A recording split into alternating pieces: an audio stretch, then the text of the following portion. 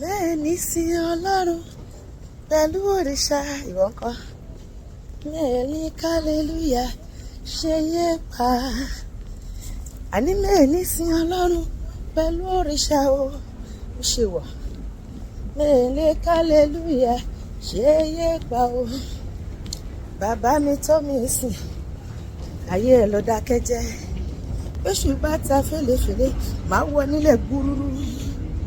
Mẹ́ẹ̀ni sí Ọlọ́run pẹ̀lú òrìṣà o. Mẹ́lẹ̀ ṣẹbọ. Mẹ́lẹ̀ sí Ọlọ́run pẹ̀lú màámọ́ ni o. Ìwọ kan gbọ́ mi wò mí. Wọ́n pe Jésù lọ́sàn-án. Tún lọ sí pàdé oṣù, pàdé àjẹ́, pàdé lẹ́bọ lóògùn lóru. Ó tún gbé awọ pa. Ó tún ṣe ilé pàrìpà. Ìyà ń jẹ o. Èṣù ló fìyà jẹ tó bá mu. Bẹ́ẹ̀ ni. Èmi ń tèmi, Ọlọ́run nìkan ni màá sìn. Jésù ní màá sìn, bàbá ní màá sìn. Ọ̀pọ̀ ènìyàn ló wí pé ta lọ́lọ́run mi. Jésù dá mi lọ́lá, ìwọ ní màá sìn o. Ṣé wo mọ̀ pé ẹni tí bá ní Jésù ti lóhun gbogbo?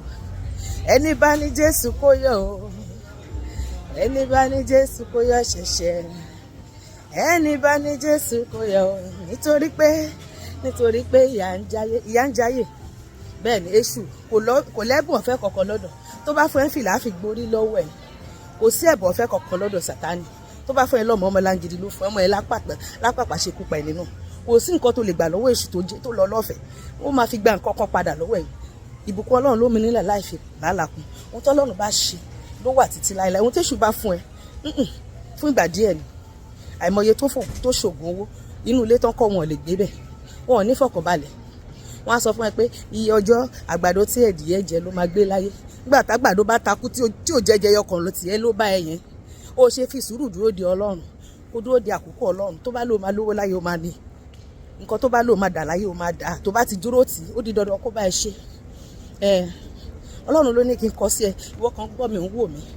Bẹ́ẹ̀ ni òun fọ̀ tí wọ́n ṣènìyàn ó fòrú ṣẹranko. Lóòótọ́ ló ń pe Jésù, wọ́n ti ẹ̀mọ́ ẹ mọ́ Jésù. Ṣùgbọ́n lóru ọ̀tọ̀ ní nǹkan tó tún ń ṣe. Wàá tún lọ lé babaláwo, wàá tún lọ lé yẹ̀mí wò. O ò lè sin Ọlọ́run pẹ̀lú amámọ́nì. Olúwa ní ká jẹ́ mímọ́ gbọ́ ẹni tó ń gbé ohun èlò Olúwa. Ọlọ́run ó ní tó bá máa jó ṣàká kó jó ṣàká, tó bá máa jó ṣòkò kó jó ṣòkò, ọ̀ṣàká ṣòkò kò fẹ́. Ó ní ìwọ ìbá gbóná tàbí kó tutù, kò gbóná kò tutù, wọ́n pọ̀ jáde lẹ́nu mi. Sọ pé Olúwa má kọ̀ mí sílẹ̀. Olúwa ṣàánú fún mi. Olúwa sọ ní pé ìbádé ayé ìṣọ̀tá Ọlọ́run ló ṣé wọ ọmọ bẹ́ẹ̀ ni. Ìwọ tó ń ṣe orúkọ tó ń gbọ́ mi jáwọ́, ìwọ tó ń ṣe ọkọ mi òkú kọ́bọ̀dù, tó ń ṣe ìrédè òru òun ti para, òun mú gbó òun sìgá, òun kóbìnrin káàkiri, jáwọ́ nínú ìwà ibi, jáwọ́ nínú ìwà ipá. Ọlọ́run ló ní kí n kọ sí ọ.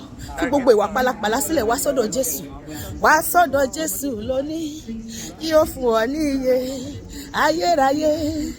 Wá sọ́dọ̀ Jésù lónìí, yóò sọ̀rọ̀ rẹ̀ dayọ̀.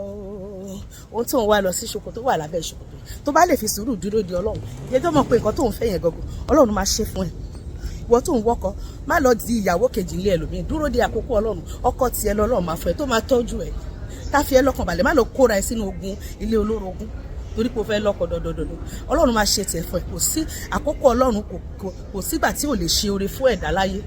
Bẹ́ẹ̀ ni Ọlọ́run ló ní kí n kọ sí ọ lónìí. Yí padà kó wá sọ́dọ̀ Jésù. Wá gba Jésù sáyé yẹ o. Àkiri ṣoore. Olúwa sọ pé ẹnikẹ́ni tó bá tọ̀ ń wá ó lóun kì yóò tánù ó ti wù kórí.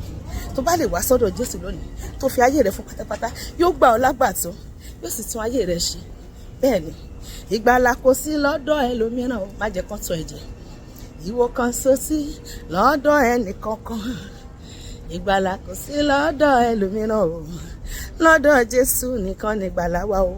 Olúwa sọ ní ta ni yóò gorí òkè Olúwa lọ, tàbí ta ni yóò dúró níbi mímọ́ rẹ̀. Ẹni tó ní ọwọ́ mímọ́ àti àyà funfun, ẹni tí ò gbé ọkọ rẹ̀ sókè sí asán, tí ò sì bọ́dọ̀ àti ó ní òun yóò rí ìbùkún gbà lọ́wọ́ Olúwa àti òdodo lọ́wọ́ Ọlọ́run ìgbàlà ẹ̀. Ó ní èyí ni ìran àwọn tí ń ṣàfẹ́rẹ̀ mi, tí ń ṣàfẹ́rẹ̀ ojú rẹ̀ Ọlọ́run Jákọ́bù. Lónìí gbogbo ogun ayé mi àti ẹ ó wọlẹ̀ lónìí. Ó ní ẹ gbé orí yín sókè yẹn nù ká gbé yín sókè ẹ̀yin lẹ̀kùn ayérayé kí ọba àkókò wọlé wá. Ọba ògo wọnú ayé mi àti ẹ lónìí. Ó wọnú ayé àwọn kan wa, ó wọnú ayé àwọn ọmọ wa, ó wọnú ìgbéyàwó, ó wọnú iṣẹ́ wa, ó wọnú ètò ìṣúná wa, ó wọnú ètò ìlera wa, ó wọnú gbogbo ìkóríta ayé wa. Gbogbo tó ti bàjẹ́ ó tún ṣe. Bí o ti pinnu láti dúró ti Olúwa lónìí, èmi àti ẹ adùn tó ń bẹ nínú Jésù yóò jẹ́ tiwa lórúkọ Jésù. O ti pinnu láti sin Jésù nínú ayé ìkẹ́mi tó lọ. Ohunkóhun tó lè dé sí mi láyé lágbára Jésù mo ṣẹ́gun. Mo ti pinnu wọ́n sí Jésù. Kí ni ìwọ pinnu? Mo rọ̀ mọ́ orúkọ Jésù ní kábílẹ̀ bákan balẹ̀ tilẹ̀kọ́ mi. Mo rọ̀ mọ́ Jésù títí ayé yóò pin. Ta ló máa tẹ̀lé Jésù? Èmi máa tẹ̀lé Jésù. Ọba sọ̀rọ̀ máyẹ̀, ọba sọ̀rọ̀ máyẹ̀ ni. Òun la ṣe kan má kú, ọba ṣe kan má kú ni. Olúwa máa ṣe tèmi tìrẹ láṣepé lónìí lórúkọ Jésù. Àmín.